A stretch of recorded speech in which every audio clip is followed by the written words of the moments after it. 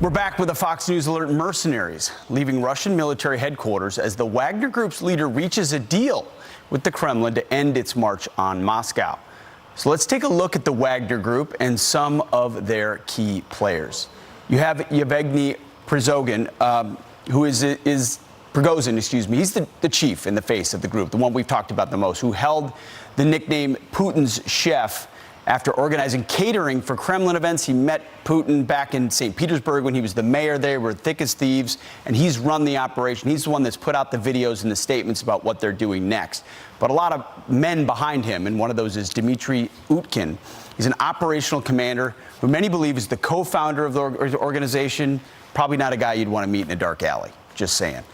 Andrei Troshev is another name, is said to be the operational leader and chief of staff, orchestrating operations across Africa. Remember, this is not just a group operating in Ukraine. Putin has used the Wagner Group around the globe to push Russian interests. A guy like him was probably maybe keeping the schedule for everybody. And Konstantin Pikolov is believed to be operating much of the Wagner Group's ongoing operations across Africa. I'll just point you to that logo. That's a logo that says, "We do death and cause problems." And these men have done it pretty effectively over the years for Vladimir Putin. Their future right now, very unknown. Here to discuss is retired Brigadier General Anthony Tata. Joins us here. General, thank you so much for being here. I don't know if you could, how familiar you are with all those names and those faces in that group. A lot of them new to us here. We're not pretending to be experts on the Wagner Group, but help us out on this organization and what you can speculate about what the future might be. Hey, Pete, good morning. Great to be with you. I know the group fairly well.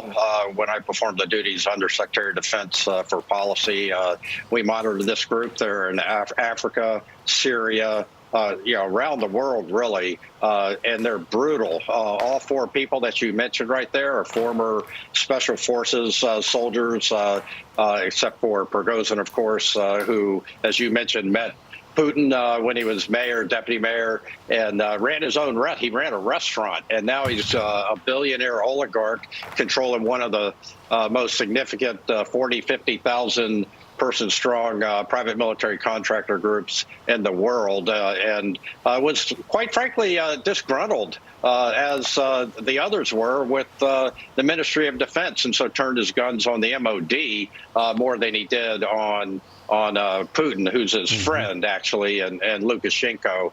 And I think Lukashenko and Putin got together and said, hey, we've got a mini Berlin Wall moment maybe happening here.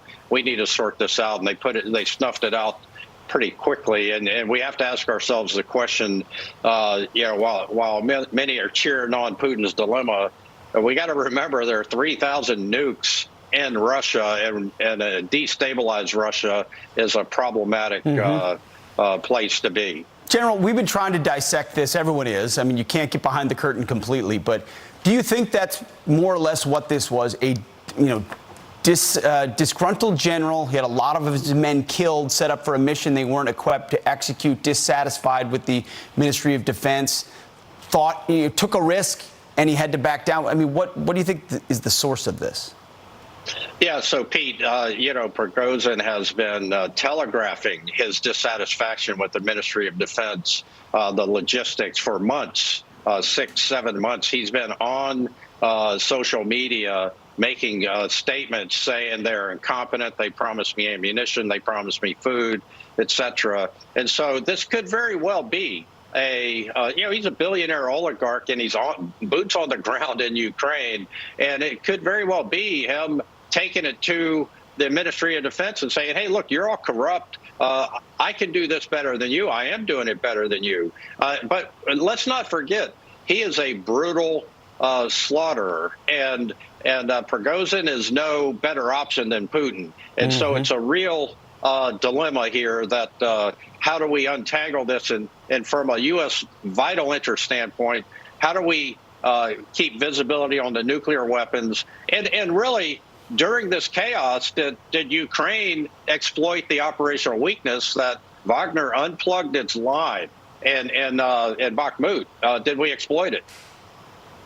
Yeah, you tell me. It doesn't appear so thus far, but No, it doesn't. there's still time for things to play out. General Tate, thank you for your time.